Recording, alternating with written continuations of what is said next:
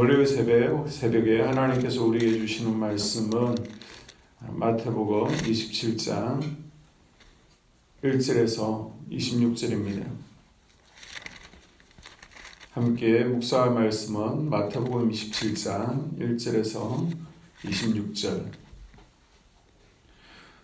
새벽에 모든 제사장과 백성의 장로들이 예수를 죽이려고 함께 의논하고 결박하여 끌고 가서 총독 빌라도에게 넘겨주니라. 그때 예수를 판 유다가 그의 정죄됨을 보고 스스로 뉘우쳐 그 은 30을 대제사장들과 장로들에게 도로 갖다 주며 이르되 내가 무지한 죄를 팔고 죄를 범하였도다 하니 그들이 이르되 그것이 우리에게 무슨 상관이냐 내가 당하라 하거늘 유다가 은을 성수에 던져넣고 물러가서 스스로 목매어 죽은지라. 대제사장들이 그 은을 거두며 이르되 이것은 핏값이라 성전보에 넣어둠이 옳지 않다 하고 의논한 후 이것으로 토기장의 밭을 사서 나그네의 묘지를 삼았으니 그러므로 오늘날까지 그 밭을 피밭이라 일컫느니라. 이에 선지자 예레미야를 통하여 하신 말씀이 이루어졌나니 일렀으되 그들이 그 가격 매겨진 자 곧 이스라엘 자손 중에서 가격 매긴 자의 가격 곧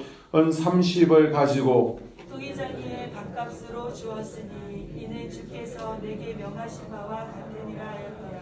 예수께서 총독 앞에 섰음에 총독이 물어 이르되 내가 유대인의 왕이냐. 예수께서 대답하시되 내 말이 옳도다 하시고 대제사장들과 장로들에게 고발을 당하되 아무 대답도 아니하시는지라. 이 빌라도가 이르되 그들이 너를 쳐서 얼마나 많은 것으로 정언하는지 듣지 못하느냐 하되 한마디도 대답하지 아니하시니 총독이 크게 놀라워하더라. 명절이 되면 총독이 무리의 청원대로 제수한 사람을 놓아주는 전례가 있더니 그때에 바라바라 하는 유명한 죄수가 있는데 그들이 모였을 때 빌라도가 물어 이르되 너희는 내가 누구를 너희에게 놓아주기를 원하느냐. 바라바냐 그리스도냐 하는 예수냐 하니 이는 그가 그들의 시기로 예수를 넘겨준 줄을 알미였더라. 총독이 재판석에 앉았을 때 그의 아내가 사람을 보내어 이르되 저 옳은 사람에게 아무 상관도 하지 마옵소서.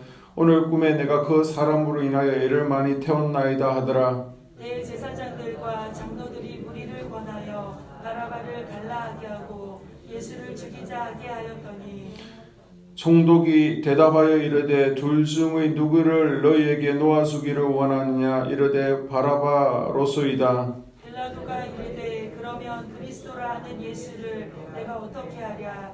그들이 다 이르되 십자가에 못 박혀야 하겠나이다. 빌라도가 이르되 어찌이냐 무슨 악한 일을 하였느냐. 그들이 더욱 소리질러 이르되 십자가에 못 박혀야 하겠나이다 하는지라. 빌라도가 아무 성과도 없이 도리어 밀란이 나려는 것을 보고 물을 가져다가 무리 앞에서 손을 씻으며 이르되 이 사람의 피에 대하여 나는 무죄하니 너희가 당하라. 백성이 다 대답하여 이르되 그 피를 우리와 우리 자손에게 돌릴지어다 하거늘 이에 바라바는 그들에게 놓아주고 예수는 채찍질하고 십자가에 못 박히게 넘겨주니라. 아멘. 이런 아침에 하나님 앞에 나와서 예배함으로 한 주를 시작하는 여러분을 하나님께서 기뻐 받으실 줄로 믿습니다. 1절에서 오늘 본문 10절을 보게 되면 가룟 유다가 자살하는 이야기가 나오고 있는데요. 사례들에 의해는 예수님을 신성 모독죄로 처형하기로 결의하고 유대 총독 빌라도에게 사형 집행권을 넘기게 됩니다. 허위와 조작에 의해서 사형 결정이 나는 과정을 쭉 지켜본 가룟 유다는 마음의 양심의 강책을 받고 대제사장과 장로들을 찾아가서 먼저 선불로 받았던 은 30을 돌려주고는 스스로 목매어 자살하게 됩니다. 대제사장들은 이 돈으로 토기장의 밭을 사서 오늘까지 피밭이라는 나그네의 묘지로 삼게 되죠. 여러분, 후회하는 것과 회개는 다른 것을 기억해야 됩니다. 자신의 잘못을 뉘우치는 것은 후회죠. 잘못을 뉘우치고 그 삶에서 돌이키는 것이 회개입니다. 유다가 만약 진짜 진정한 회개를 하였다면 자신의 잘못에 대해서 돌이킬 뿐만 아니라 이제는 자신의 생명을 바쳐서 예수님께 순종하는 삶을 살아야만 했습니다. 그러나 유다는 안타깝게도 회개까지는 나아가지를 못했습니다. 하나님께서는 우리의 삶이 반성이 아니라 후회의 삶이 되기를 원하십니다. 우리가 죄를 정오하고 미워하고 다시는 같은 죄를 범하지 않겠다는 결단과 돌이킴을 기뻐하시는 줄로 믿습니다. 날마다 주님 앞에 나와서 회개의 삶이 될 수 있기를 주의 이름으로 축복합니다. 11절에서 26절까지는 예수님께서 빌라도 총독에게 재판을 받으시죠. 목요일 저녁 밤새도록 열린 산헤들린 공회 재판에 이어서 금요일 새벽에 예수님께서는 빌라도 총독에게 넘겨지게 됩니다. 사실 산헤들린 공회 재판 절차는요, 요식행위죠. 이들은 처음부터 예수님을 죽이는데 목적이 있었습니다. 산헤들린 공회가 예수님을 빌라도에게 넘긴 것은 예수님을 로마 정치범으로 몰아서 십자가에 못 박아 십자가 처형으로 죽이고자 했기 때문입니다. 산헤들린 공회에서 최고의 사형은요, 신성 모독자에게 가해지는 돌처형입니다.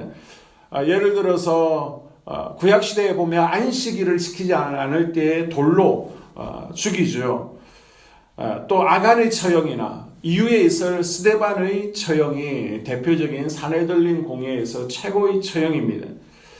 예수님 역시 산헤들린 공회에서 하나님의 아들이라고 말씀하셨기 때문에 신성 모독죄를 받았으므로 사실 로마 총독에게 넘겨질 것이 아니라 돌 처형을 해야 맞습니다. 그러나 산헤들린 공회는 예수님에 대한 백성들의 지지가 굉장히 두려웠습니다. 때문에 그들은 로마의 십자가 처형으로 몰기 위해서 예수님을 빌라도 재판에 넘긴 것입니다. 전례대로 빌라도가 명절 때 죄수 한 명을 놓아주려고 할 때 대제사장과 장로들은 미리 무리를 선동하고 준비를 해놓았죠. 그래서 바라바를 풀어달라고 요구합니다. 이에 바라바는 풀려나고 예수님을 그 십자가형을 언도받게 됩니다.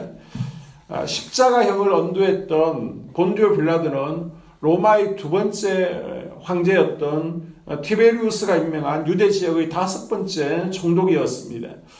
기원 후 26년부터 10년간 이 유대 지역을 통치를 하게 됩니다. 역사가 요세푸스의 기록에 의하면 이 빌라도는 굉장히 고집스럽고 잔인한 정치인이었습니다. 예수님의 십자가 사건 이후에 기원 후 36년 로마로 소환되죠. 그리고 해임된 빌라도는 결국 자살을 명받아 죽습니다. 우리말로 이야기하면 사약을 받아서 먹고 죽은 것입니다. 불의한 자는 반드시 불의의 값을 받게 된다는 것을 보여주고 있는 것이죠. 예수님을 십자가에 못 박은 대가로 빌라도는요, 스스로 목숨을 끊어야만 했고 이스라엘 후손들은 2000년간 나라를 잃고 흩어져 사는 서름을 당해야만 했습니다.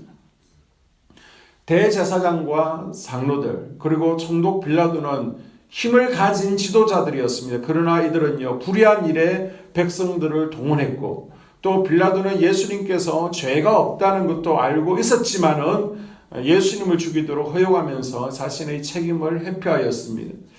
내가 만약 다른 사람보다 조금 더 힘이 있다면 하나님께서 우리에게 다른 사람을 섬기라고 힘을 주신 것을 우리가 기억을 해야 됩니다.